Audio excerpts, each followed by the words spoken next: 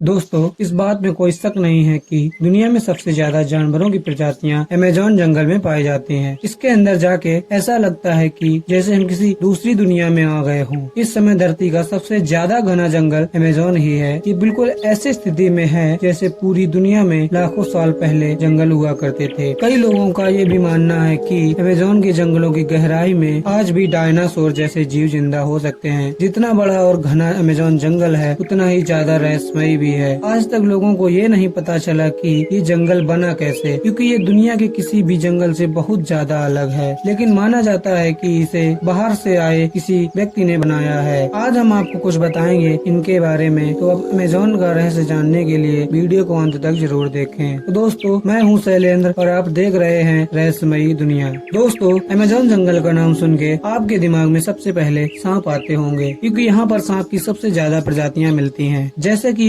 Anaconda, Python, cobra और कई अलग अलग सांप। साथ ही यहाँ के एनाकोंडा बाकी देशों के एनाकोंडा से ज्यादा बड़े होते हैं। कुछ का मानना है कि अमेज़न के जंगल में प्राचीन वक्त के सांप भी मौजूद हैं, क्योंकि इसका क्लाइमेटो नेचर बिल्कुल वैसा है जैसे लाखों साल पहले धरती का था। इस जंगल में बुलेट एंट और साथ ही और भी कई अनोखे जानवर हैं जो केवल अमेज़न में ही पाए जाते हैं। अमेज़न में कई जानवरों पर रिसर्च की गई, पर फिर भी आज तक अमेज़न के आधे से भी कम हिस्से को हम देख पाए हैं। अमेज़न का 75% भाग ऐसा है जहां आज तक इंसान पहुंच नहीं पाए, क्योंकि ये बहुत ज्यादा घना है और इतने अंदर तक टेक्नोलॉजिकल सामानों को लेकर जाना नामुमकिन है। साथ ही जैसा कि हमने कहा, इसका क्लाइमेट लाखों साल पहले पृथ्वी जैसा है, तो वैज्ञानिक इसके साथ छेड़छाड़ करके ये सब बर्बाद नहीं करना चाहते। अमेज़न में कई आदिवासियों की ट्राइब भी रहती हैं और अमेज़न के घने जंगलों में और भी कई ऐसी जनजातियाँ होती होंगी जिनके बारे में हमें कुछ नहीं पता। और अगर टेक्नोलॉजिकल डेवलपमेंट की वजह से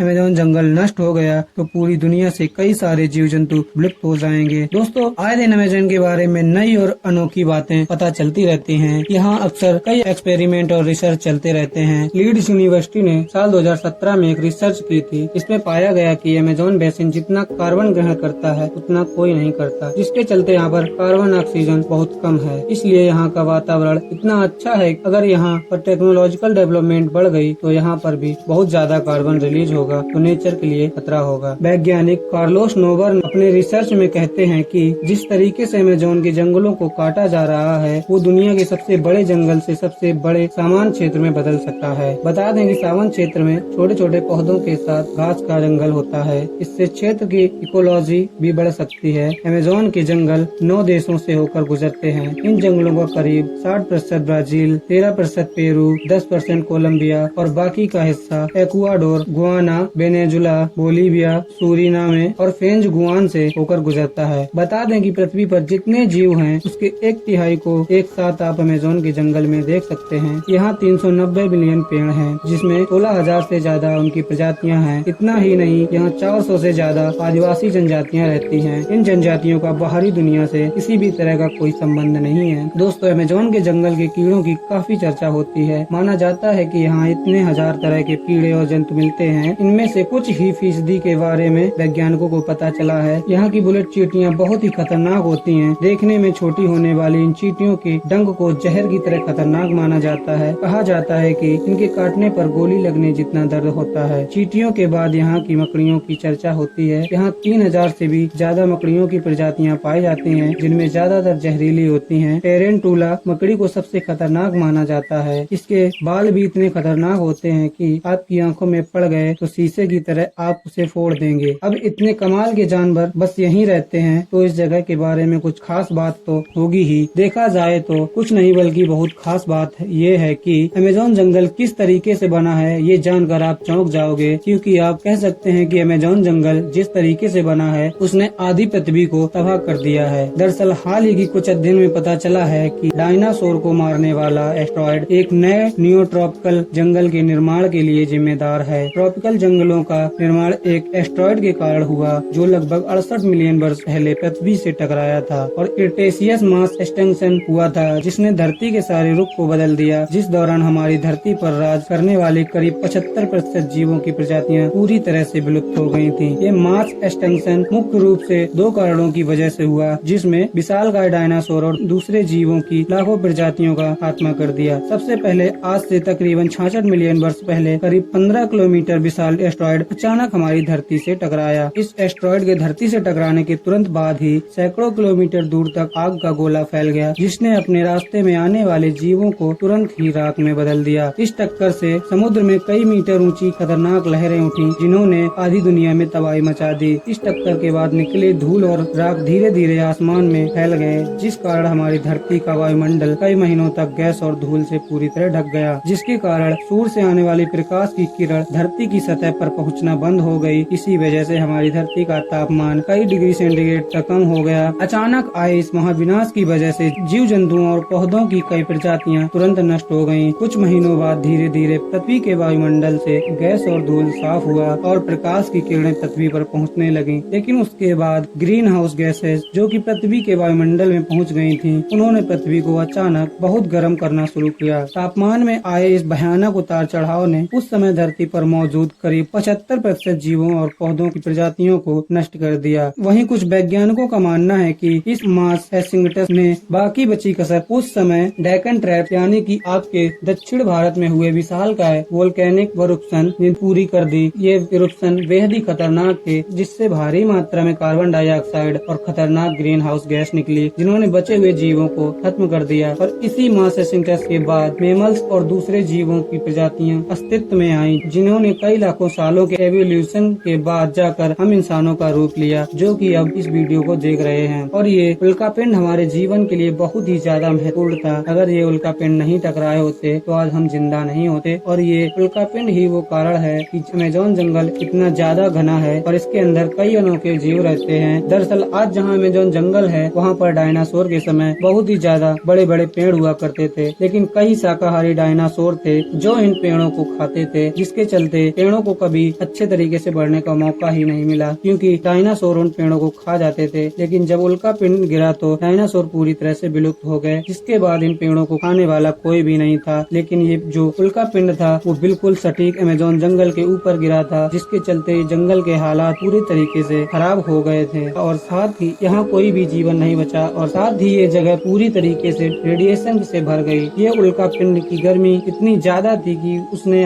हर एक पेड़ पौधे को जला दिया। माना जाता है कि उसने जमीन पर बहुत ही बड़ा गड्ढा बना दिया था, लेकिन समय के साथ धीरे धीरे वहाँ की स्थिति शांत हुई और वहाँ पर जीवन फिर से पनपने लगा। इस बार उन पेड़ पौधों को उगने से रोकने के लिए कोई भी डायनासोर जैसे जीव नहीं था, जिसके चलते पेड़ पौधे बहुत ही ज्यादा तेजी से बढ़ गए। और आप कह सकते हैं कि जिस रेडिएशन ने इस जगह को तबाह किया, उसने इन पेड़ों को उगने में और ज्यादा मदद की। अमेज़न रेंज जंगल की जमीन सबसे ज्यादा उपजाऊ जमीन मानी जाती है। जो उल्कापिंड धरती से टकराया था वो करीब 12 किलोमीटर बड़ा होगा और देखा जाए तो अब के समय में रियल में अमेज़न रेंज जंगल 12 किलोमीटर एरिया में फैला हुआ है और ये जंगल अपने आसपास के जंगलों में काफी ज्यादा अलग दिखता है। अगर आप ऊपर से देखें तो आप क्लियरली बाकी जंगल और अमेज़न रेंज जंगल के बीच का अंतर देख सकते हैं। अमेज़न रेंज जंगल के अंदर कई ऐसी खास वनस्पतियाँ और खास तरीके के पेड़ हैं जो कि पूरी दुनिया में और कहीं नहीं मिलते। और अमेज़न जंगल की बहुत ही ज्यादा गहराई में क्या है ये कोई नहीं जानता, क्योंकि किसी ने इसे पूरी तरह से देखा ही नहीं है। हो सकता है कि उल्कापिंड की वजह से इसके अंदर पूरी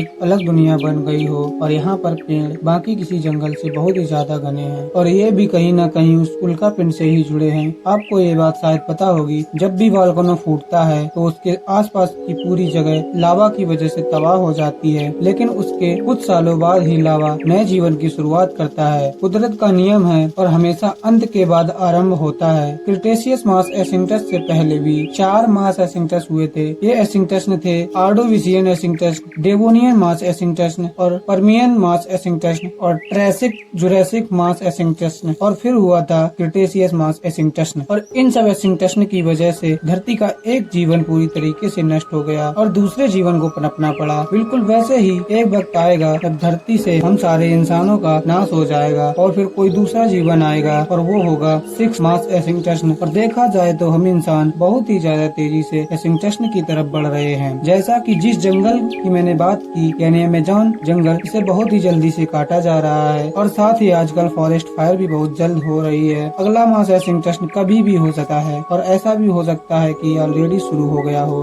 वैसे एक बोनस फैक्ट है, जिसने सारे मास एक्सटिंक्शन को सरवाइव किया है उस जीव का नाम टेडी गार्डीज है। तो दोस्तों आपको वीडियो कैसी लगी? अगर वीडियो पसंद आई हो तो लाइक करें, कमेंट कमेंट करें, शेयर करें और अगर हमारे चैनल पर नए हैं तो चैनल को सब्सक्राइब करें और साथ ही बेल आइकन प्रेस करके नोटिफिकेशन ऑन कर लें ताकि नई वीडियो जैसे ही अपलोड हो आप तक पहुंच जाए। तो चलिए दोस्तों, मिलते हैं एक और नए रोमांचक वीडियो के साथ। तब तक आप अपना ख्याल रखें।